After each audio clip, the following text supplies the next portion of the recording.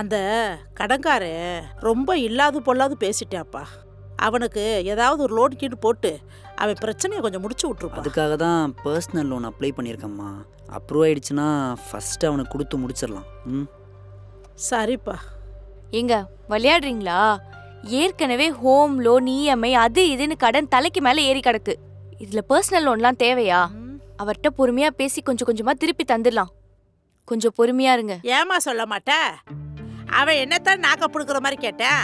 ஏம்மா உன்னேவா கேட்டேன்? நீயும் ஒன்றும் இல்லாமல் வந்துட்ட. கடனை உடனே வாங்கி என் புள்ள ஒன்னா போய் கல்யாணம் பண்ணிட்டு வந்து அவையெல்லாம் கஷ்டப்படுறேன். என்னது எதுவுமே பண்ணாத மாதிரி பேசுறீங்க? என் பிஎஃப் பணத்தை எடுத்து மாமாக்கு உடம்பு சரியில்லாதப்போ செலவு பண்ணல. இப்ப அதெல்லாம் உங்க கண்ணுக்கு தெரியல. இதையே சொல்லி கட்டுறானா? இன்னும் இவன் 100,000 நகை போட்டு காரு பணம் பங்களான்னு வந்துட்டானா? என்ன இந்த வீட்டுக்கு வேலைக்காரியா வச்சிருப்பா அவள் இருக்கே. வார்த்தையை அளந்து பேசுங்க. நிம்மதியா சாப்பிட கூட முடியல இந்த வீட்டுல. நீங்க நல்லா நிம்மதியா சாப்பிடுங்க. அத என்ன அமிச்சிட்டீங்கல்ல. ஏய் ஏய் நில்றி. ஏய் உள்ளதானே சொல்றேன். முறுக்கிக்கிட்டு போறா. எனக்கு மட்டும் ரோசம் இல்லையா? எனக்கு சாப்பாடு வேணா? நீ அது சொல்றத மா மா நில்லுமா.